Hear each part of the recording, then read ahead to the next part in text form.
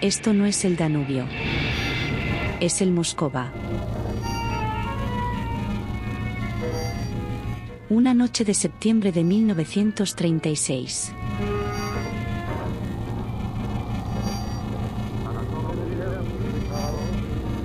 Cena en el Kremlin de Moscú.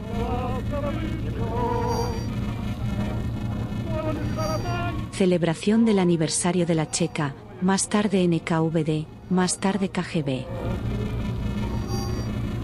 Entre los invitados, los jefes de la Checa.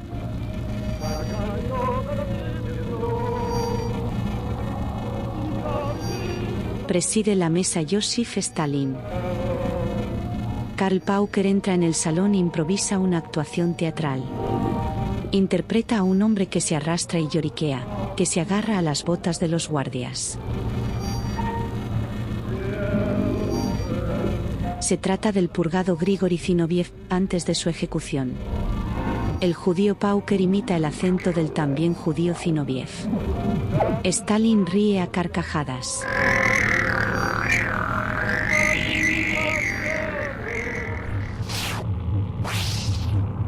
Esto sí es el Danubio.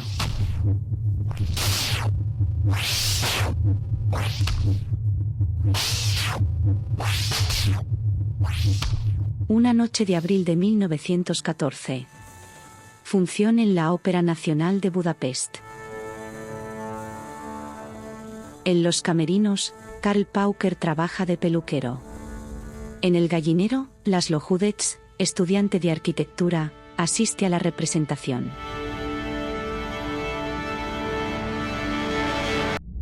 En julio estalla la guerra. Llaman a filas a Pauker. Hudec se alista voluntario.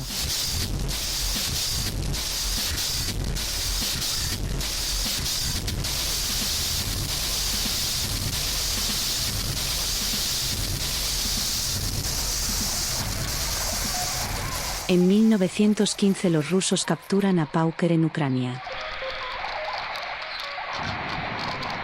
Lo envían a un campo de prisioneros en el Turquestán.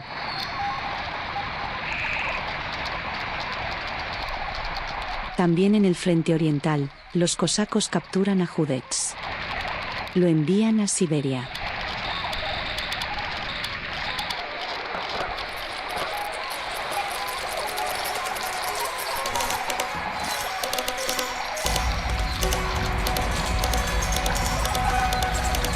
En el Turquestán, Pauker se convierte al marxismo. Lo liberan tras la Revolución de Octubre.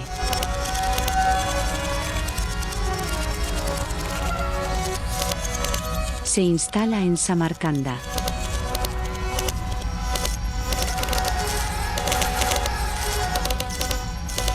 Trabaja en la Checa local.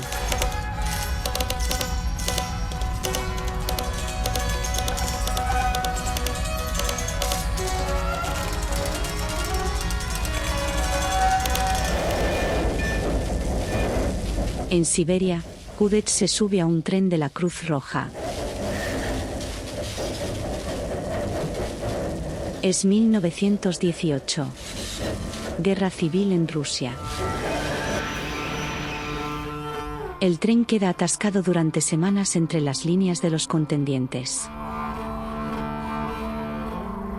Hudec salta del tren. El camino a Budapest está cortado. Decide ir andando hasta China.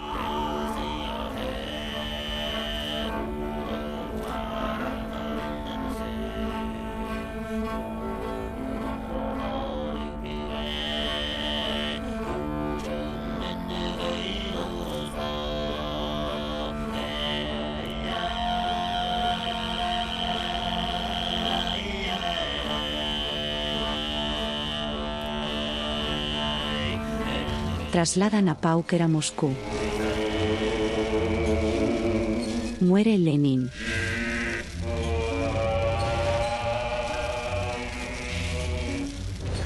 Pauker se convierte en el jefe de la Guardia del Kremlin.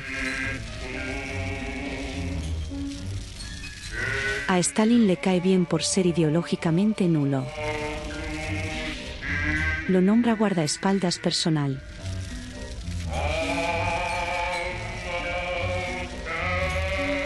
Se encarga de la intendencia de la corte. Coches, casas y vinos caros para la nomenclatura. Vestidos de París y perfumes para sus esposas. Juguetes y caramelos para sus hijos.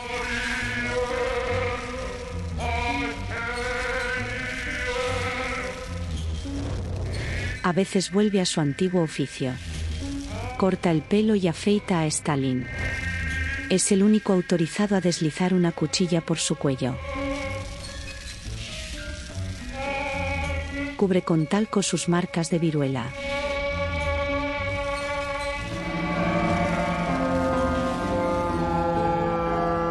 Tras 6 meses de marcha a pie, Hudetz llega a Shanghái. Más que una ciudad china, la imitación en Oriente del Londres eduardiano. Una ilusión colonial llena de lujo y miseria. Dioses blancos y culis hambrientos. Clubs de campo y fumaderos de opio. Policías Sikh y tríadas Han. Pastís en la avenida Joffre y niñas prostitutas en la ciudad china. Marineros con gonorrea y cadáveres de bebés no deseados flotando en el río. Tuberculosis y Art Deco.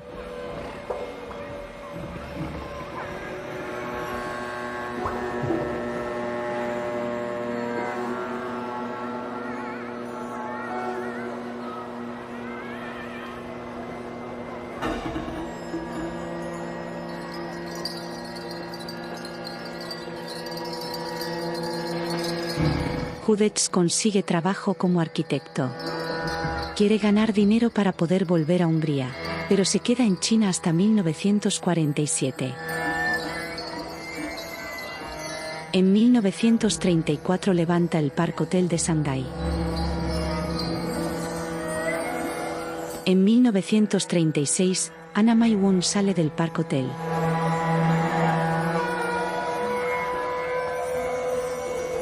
La sino-estadounidense es la primera estrella de rasgos asiáticos del cine global.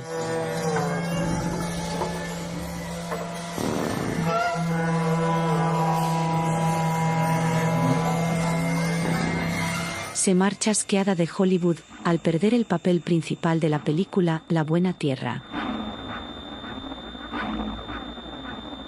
La Metro prefiere a Luis Rainer con la cara pintada de amarillo.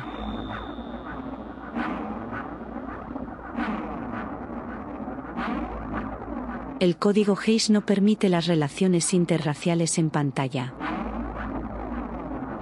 Won no puede casarse en una película con Paul Mooney porque Paul Mooney es blanco. Da igual que Paul Mooney también se pinte la cara de amarillo.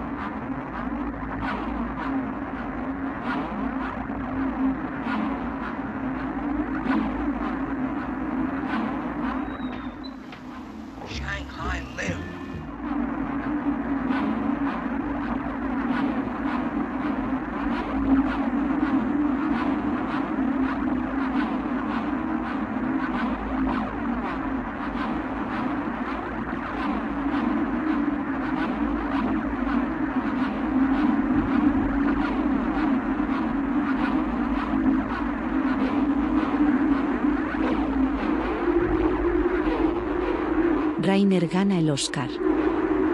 Won pasa un año en China.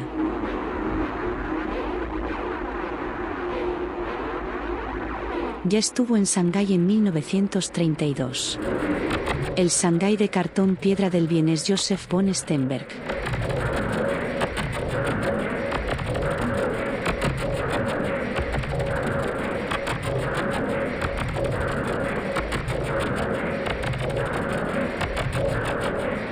Stenberg viaja a la ciudad tras el estreno de El Expreso de Shanghái. Está contento de haber rodado la película antes de su visita. Satisfecho de haber delineado una China de papel maché antes de enfrentarse a la caótica realidad.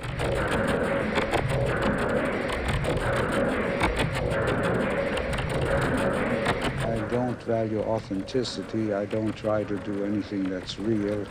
Authenticity, as such, has no existence. Cuando en 1941 rueda El embrujo de Shanghái, sigue aferrado al espectro.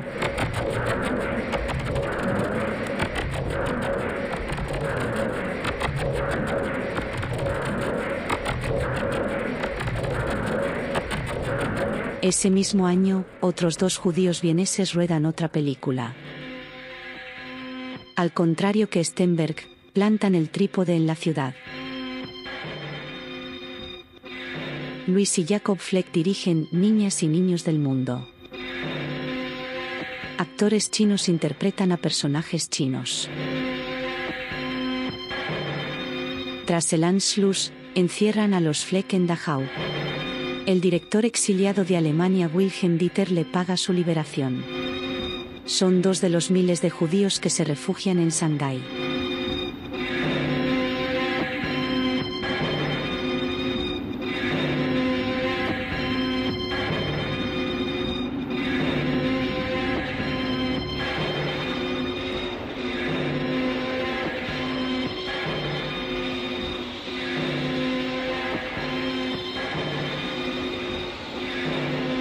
No se necesita visado para entrar en Shanghái, aunque se necesita para salir de Austria.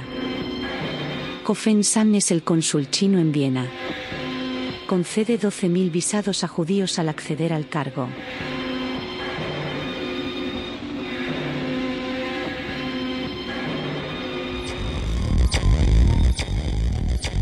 En 1938 Alemania se anexiona a Austria.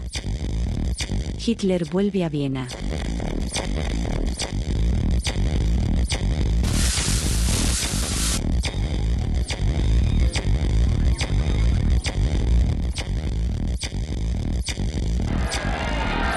In Wien, Juden flüchten.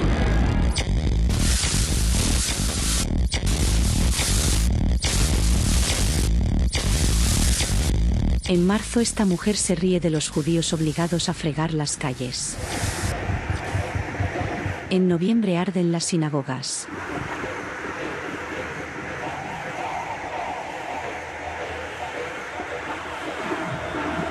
Pero el antisemitismo no es una idea importada de Prusia o Baviera. Es tan típicamente vienesa como el vals o la repostería. Antes de 1914, el alcalde Karl Lueger agita la caricatura del judío oriental.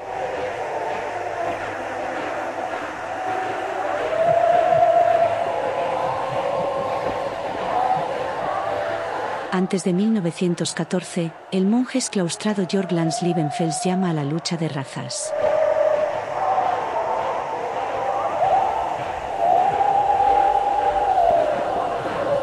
Antes de 1914, el ocultista Guido von List profetiza la llegada de un semidios germánico que salvará a los arios.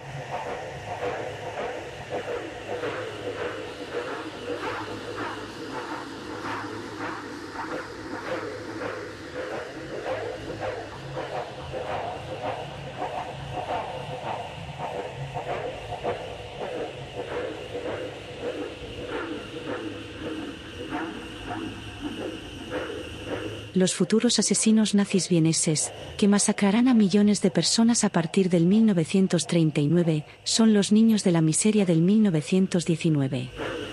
Posguerra y fractura social componen el traumatizado escenario de su infancia. Hambre. Odio al judío. Miedo al comunismo. Violencia política.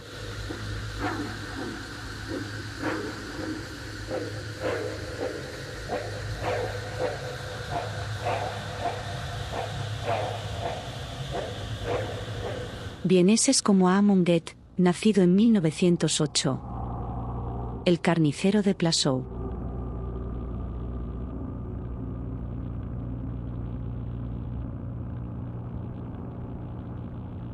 como Gustav Wagner, nacido en 1911. La bestia de Sobibor. Como Karl Silberbauer, nacido en 1911, que arrestará a la familia de Anne Frank en Ámsterdam.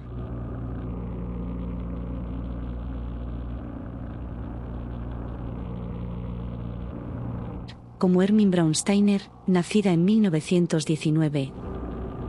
Disfrutará pateando a los presos hasta la muerte.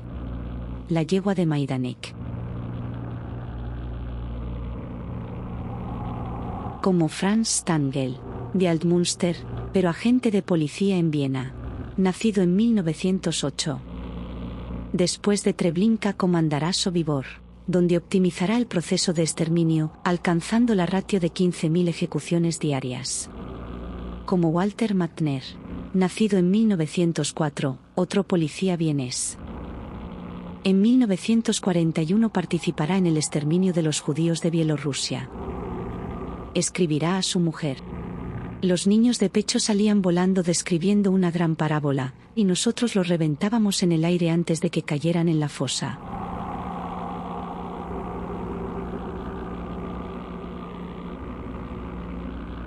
Vieneses como Heinrich Gross, nacido en 1915, psiquiatra y neurólogo. Asesinará en una clínica de Viena a centenares de niños aplicando el programa de eugenesia nazi.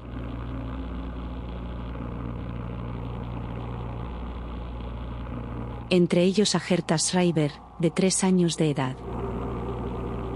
A Alfred Wödl, de 6 años de edad. A Anne-Marie Danner, de 4 años de edad. La razón: retrasos de desarrollo psíquico o cognitivo. Asesinos como Otto Rostock, nacido en 1904. En 1924 matará al escritor Hugo Betauer.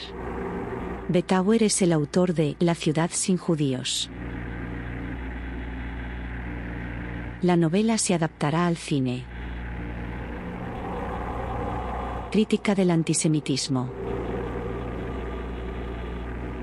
Profecía de la deportación.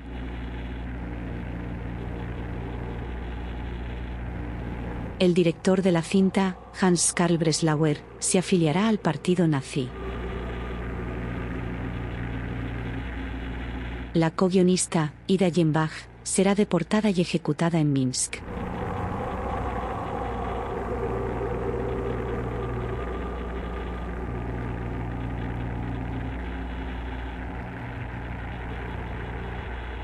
Johannes Riemann, quien interpreta al héroe judío de la película, también se hará nazi.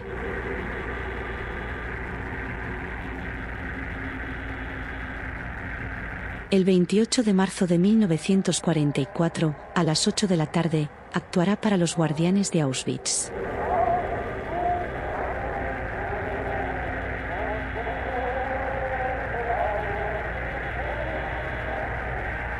Más asesinos vieneses. Felix Landau, nacido en 1910. Alemania ataca a la Unión Soviética y se alista voluntario en los escuadrones de ejecución de las SS.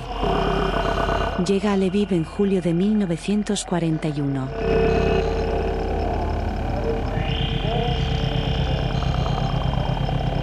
Los soviéticos en retirada matan a todos los presos de las cárceles.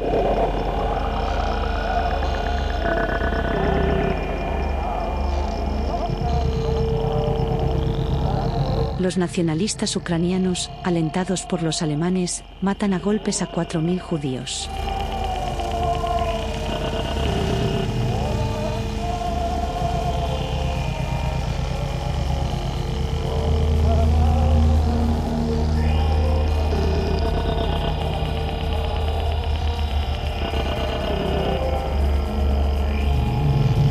Landau se instala en Drohobych para gestionar la mano de obra esclava. Se encierra a los judíos en el gueto.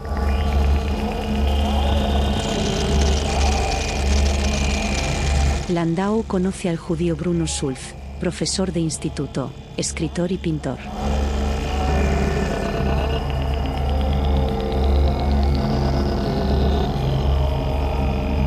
A Landau le gusta su obra simbolista, erótica y fetichista. Enanos cabezudos que besan los pies de mujeres desnudas. Idólatras que reptan por el suelo. Landau le encarga la decoración del casino de la Gestapo. También la decoración de la habitación de sus hijos.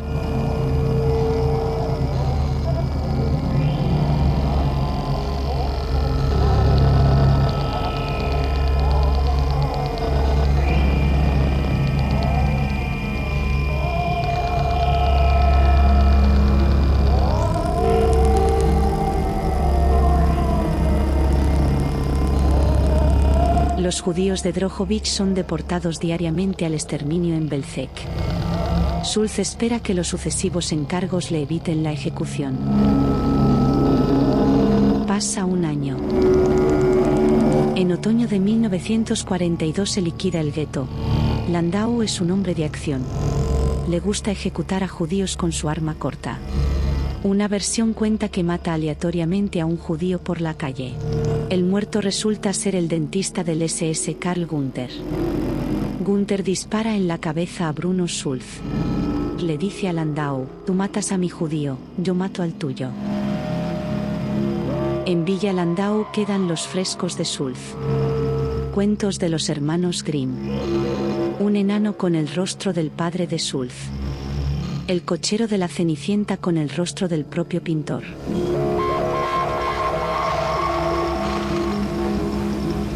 Un memorial familiar judío en la sala de juegos de los hijos de un nazi. La reconstrucción del imperio de los sueños infantiles de Schulz.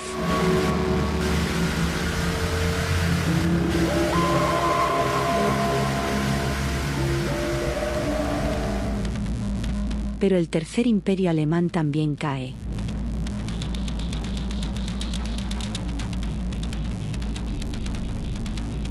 En el Linz de la posguerra, Landau pasa desapercibido durante un año.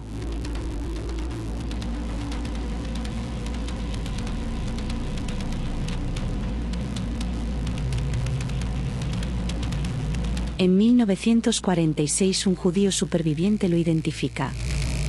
Lo detienen. Durante el registro de su apartamento encuentran esta fotografía. Un recuerdo de sus servicios en el este. Lo encarcelan pero logra fugarse.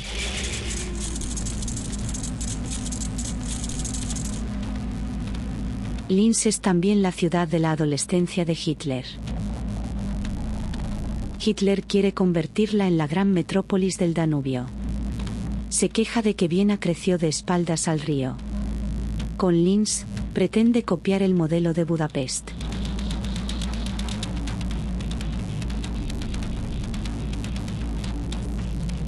Pero de la ciudad soñada por Hitler solo se construye el puente de los Nibelungos.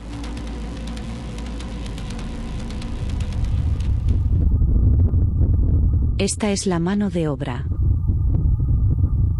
Esclavos de Mauthausen.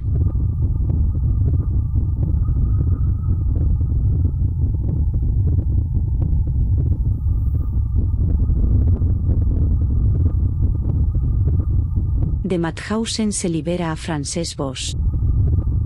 El catalán trabaja en el laboratorio fotográfico del campo. Durante su cautiverio esconde fotografías de los asesinos en el lugar del crimen. Pruebas para procesarlos. Centenares de ellos son ejecutados. De Mauthausen se libera a Simón Wiesenthal. En el año 1947 funda en Linz el Centro Judío de Documentación Histórica. Dedica toda su vida a buscar a criminales nazis evadidos.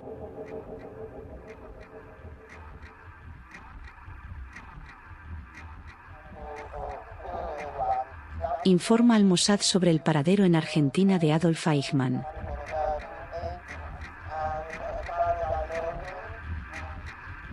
Encuentra en Brasil a Franz Tangl.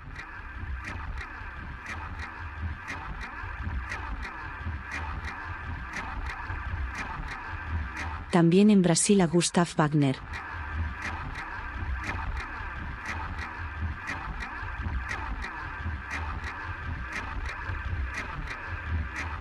en Nueva York a Ermin Braunsteiner.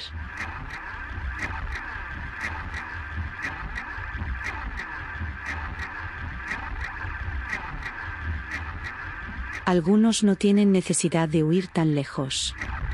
Felix Landau es descubierto en Baviera en 1959. Cumple 10 años de la cadena perpetua que se le impone. Es perdonado en 1973. Otros no ven ni la necesidad de ocultar su identidad. Otto Rostock, el asesino del escritor Hugo Betauer, defiende su acción en la televisión pública austríaca. Karl Silberbauer, quien detuvo a la familia de Anne Frank, trabaja de oficial de policía en Viena.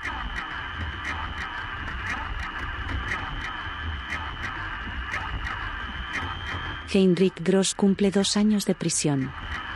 El coleccionista de cerebros de niños de la clínica de Viena cumple una pena menor que las enfermeras que obedecen sus órdenes.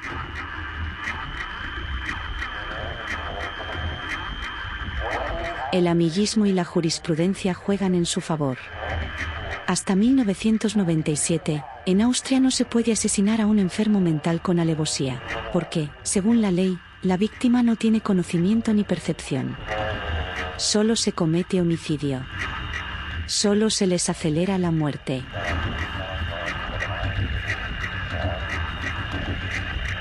Según este eufemismo, en Harheim, Danubio arriba, no se gasea a la artista vienesa Ida Mali, solo se le acelera la muerte. Tampoco se ejecuta a Friederike Reichler, esposa de Joseph Roth, solo se le acelera la muerte. Tampoco se asesina a las otras 30.000 personas con problemas mentales o físicos siguiendo la acción eugenésica T4. Solo se les aplica la eutanasia.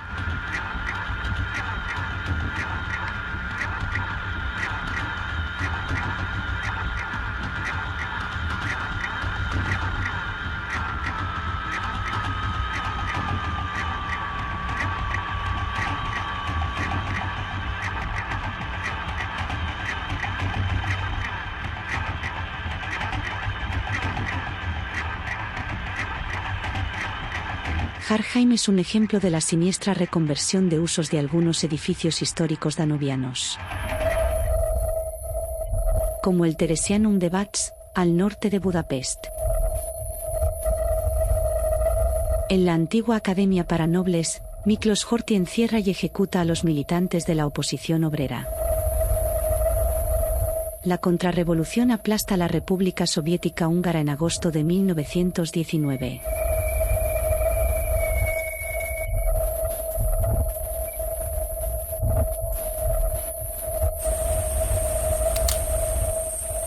Celebración del 1 de mayo del año 1919, 4 meses antes del fin del poder del Soviet.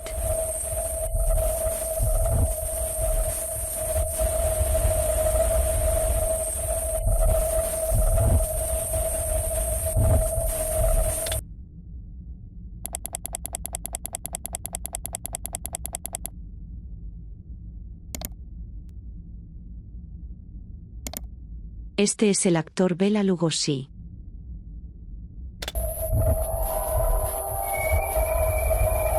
La represión revisa las filmaciones de la efímera república para identificar a los izquierdistas. Estos huyen del terror blanco río arriba. A Viena llega Lugosi. Los directores de cine Michael Curtis, Alexander Korda y Paul Fellows. Arthur Koestler y su familia. Los comisarios de la República Samuel Landler, Lucas y Kuhn.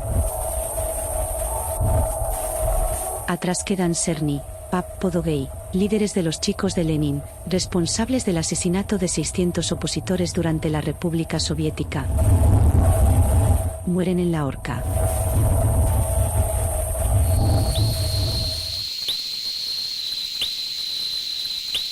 El comunismo regresa a Hungría en 1945. Se subraya en 1956.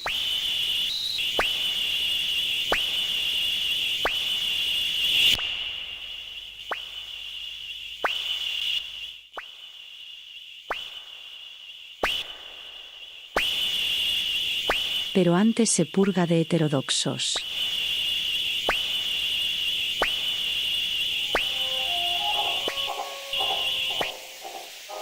No vuelven a Hungría. Ferenc Vallaki, miembro del gobierno durante la República Soviética, ejecutado junto a su hijo en Moscú en 1939.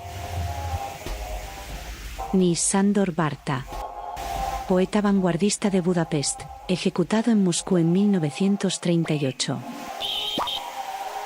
Ni Erwin Bauer, biólogo emigrado a la Unión Soviética en 1925, ejecutado en 1938. Ni Lajos Magyar, periodista y miembro de la redacción del Pravda, ejecutado en Moscú en 1940. Ni Joseph Pogani, comisario de la guerra durante la República Soviética, ejecutado en Moscú en 1938.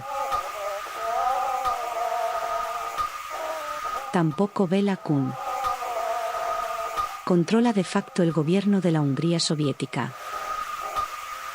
Cuando esta cae ingresa en un sanatorio en Viena. Escapa a la Unión Soviética en 1920. Lo critican por su fracaso en Hungría. Lo nombran adjunto del mando del Ejército Rojo en el frente sur de la Guerra Civil. El Ejército Blanco controla la península de Crimea. Firma un pacto con el ejército anarquista de Néstor Magno. Una de sus cláusulas prevé la legalización del anarquismo en territorio comunista.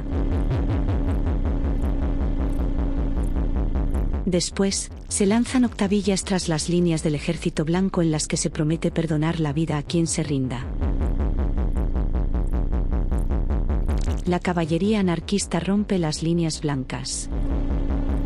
El Ejército Rojo vence en Perekov.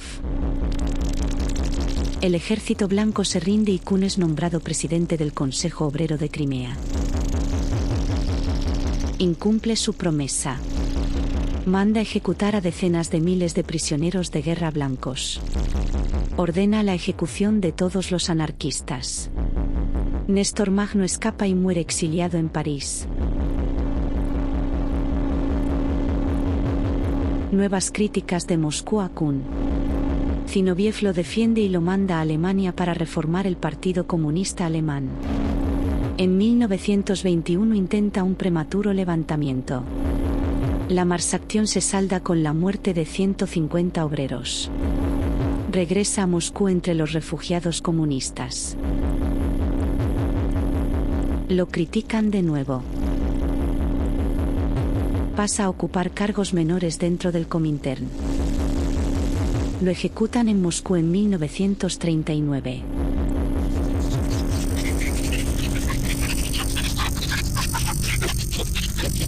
Los ejecutores son agentes del NKVD. Muchos de ellos huérfanos de la guerra civil. Niños sacados de la indigencia.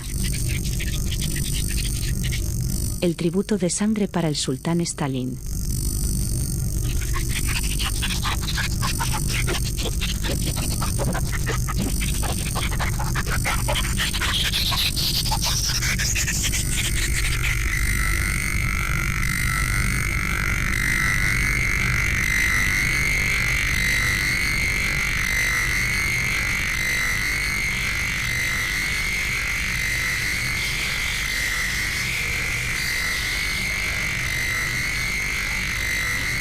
Pero Stalin sabe que los genízaros pueden matar a su amo y manda ejecutar a los ejecutores. Saben demasiado. Viven demasiado bien.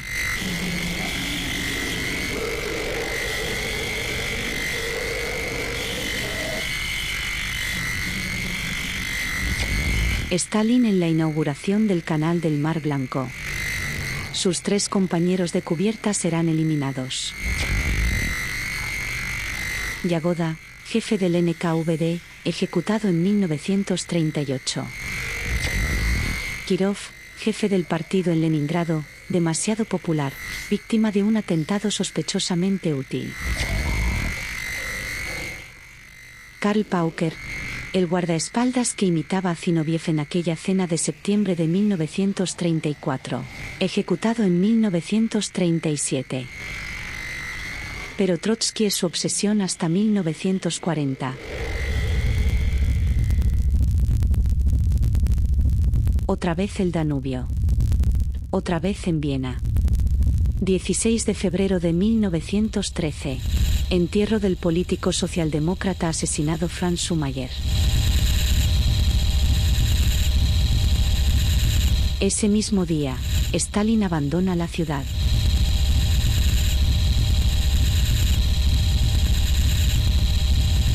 Stalin llega a Viena un mes antes enviado por Lenin. Trotsky lleva en Viena 5 años y medio. Allí coinciden por primera vez. Stalin busca la compañía del exiliado Bukharin. Desde su ventana, ve cada día al emperador dirigirse a Schönbrunn.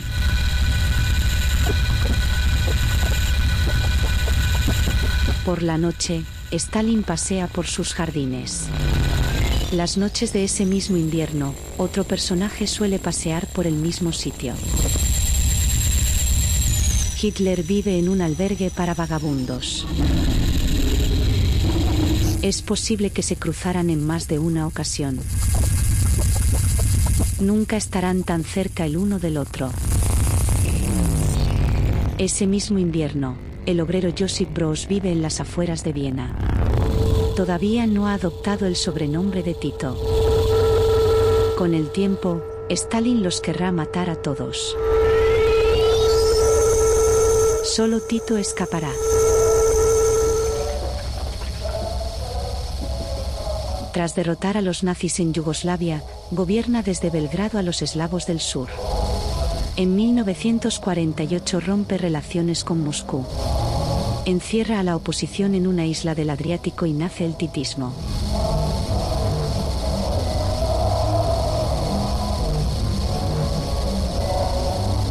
Acuerda con Rumanía la construcción de una presa en el Danubio.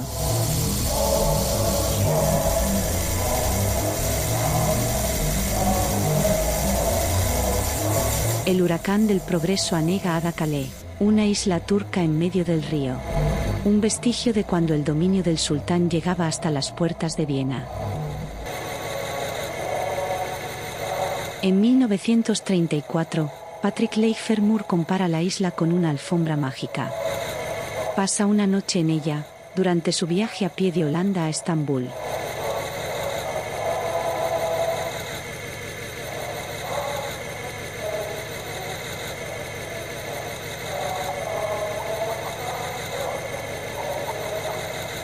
Pero los planes quinquenales ordenan el triunfo de la técnica sobre la naturaleza.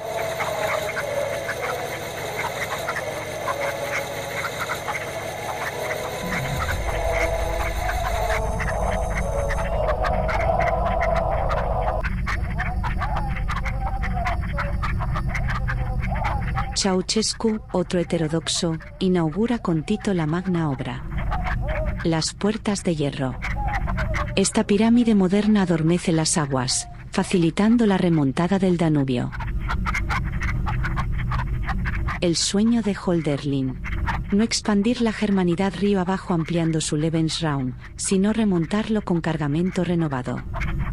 Recomponer la brecha entre Occidente y Oriente. Si el Rin es la pureza aria prusiana, el Danubio es la mezcolanza habsbúrgica. El Danubio como vía para la conciliación con la India, el Cáucaso, Persia, los otomanos, Bizancio, la Grecia clásica y el helenismo.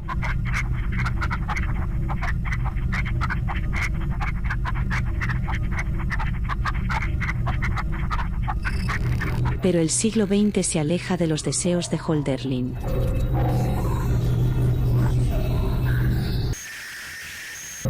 No hay hibridación sino exilio y genocidio, y el barco del capitán húngaro Nándor Andrássovich desciende y remonta el río cumpliendo dos encargos, uno de parte de los judíos, otro de parte de las SS.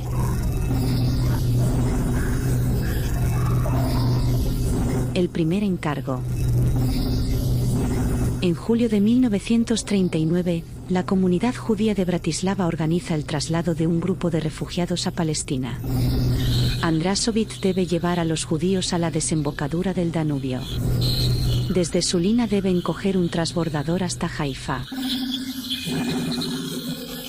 Llegarán allí tras 83 días de travesía. El segundo encargo. En octubre de 1940, Andrašović debe llevar río arriba a los alemanes de la Besarabia. Viven aquí desde que el zar ruso les ofreciera tierras tras la retirada de los turcos a principios del siglo XIX. En 1918, Besarabia forma parte de Rumanía. El pacto de no agresión con los nazis devuelve a la Unión Soviética su soberanía. Los alemanes eligen emigrar y embarcan en Galatz.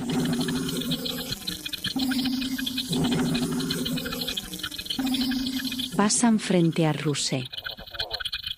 En Russe nace el escritor Elias Canetti. Se describe a sí mismo como el enemigo mortal de la muerte. Su ego desmesurado le impide aceptar la idea de su propia desaparición, pero como los aterrados personajes del Triunfo de la Muerte de Bruegel, Canetti tampoco puede eludir la muerte. Este cuadro obsesiona a Canetti durante toda su vida. El cruel reflejo de nuestra historia.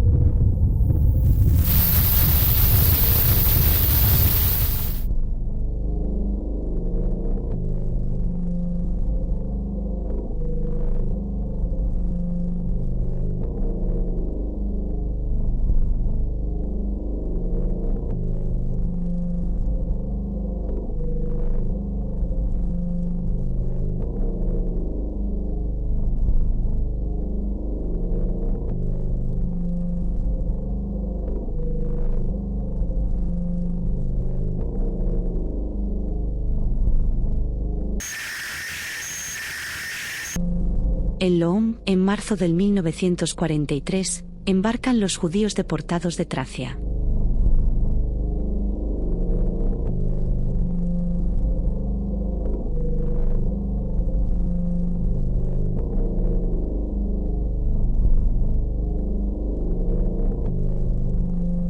En Pantsevo se comprueba el cálculo de equivalencias de las SS, la balanza del peso de las almas. En abril de 1941 cae muerto un soldado alemán, y otro resulta herido. Se detienen al azar a 100 ciudadanos serbios.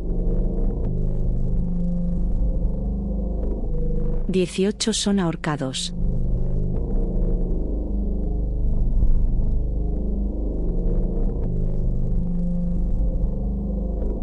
...14 son fusilados.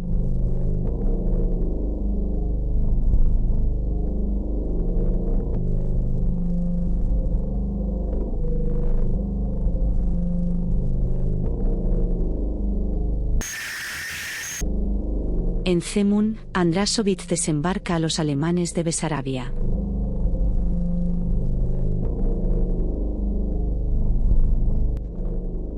El Danubio es pasaje, pero también fosa común. En enero del 1942 los húngaros lanzan al río los cadáveres de 550 judíos y de 292 serbios en Novi Sad.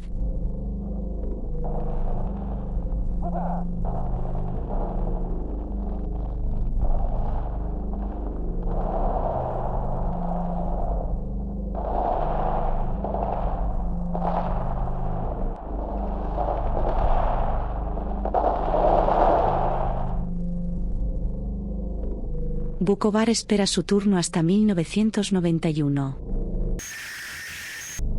La obra de Tito también se marchitará.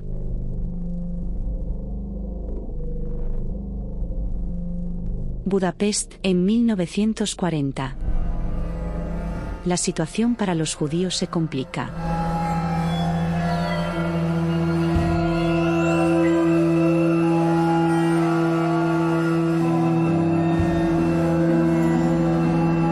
Charlie Hussar, conocido como Charles Puffy, es un actor judío.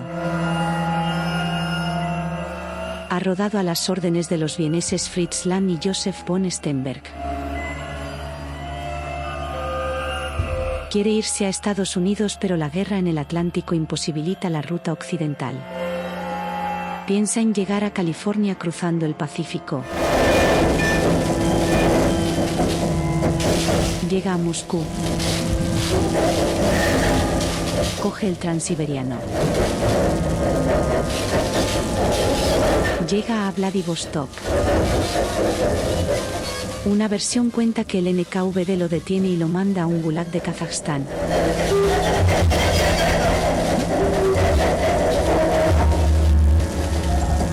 Allí moriría de hambre en 1942.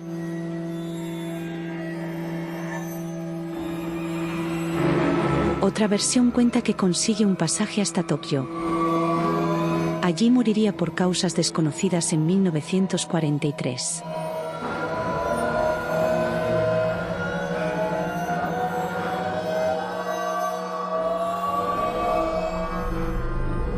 Budapest en 1944.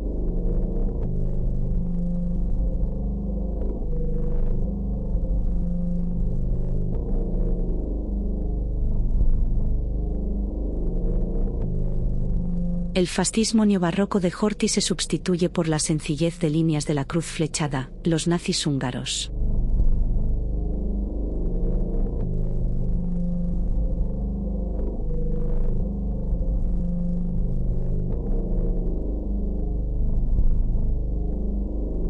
El voluminoso cuerpo legislativo que limita los derechos de los judíos húngaros se simplifica de la noche a la mañana. De la prohibición de matrimonios mixtos a la deportación. De los batallones de trabajos forzados al exterminio. Eichmann llega a Budapest. 500.000 de judíos húngaros son ejecutados en Auschwitz. Otros 20.000 son fusilados en los bancos del Danubio. Lección aprendida en Novi Sad. Los cuerpos en el río desaparecen.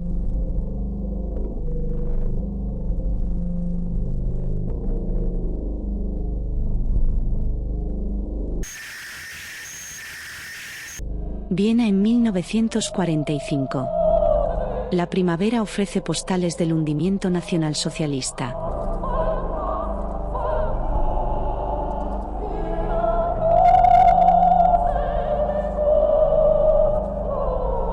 Familia nazi suicidada en el parque.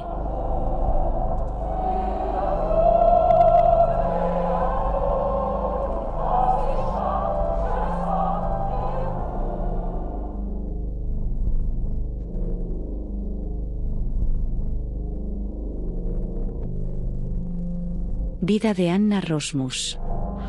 Nace en Passau en 1960. De joven se interesa por la historia contemporánea alemana. Oficialmente, la católica Passau había ofrecido cierta resistencia al nacionalsocialismo. Rosmus descubre que la mayoría de los notables de la ciudad habían sido activos militantes nazis.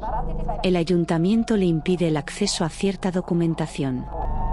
Tras 3 años de litigios, le dan acceso al archivo. En él, encuentra nuevos documentos.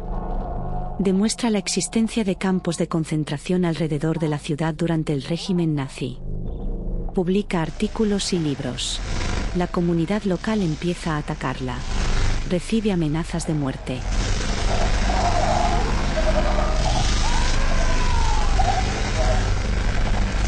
En 1994 se muda a Estados Unidos.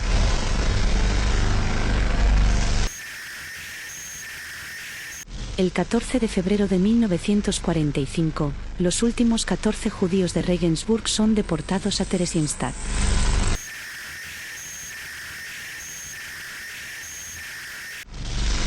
En Würzburg, nace Joseph Mengele.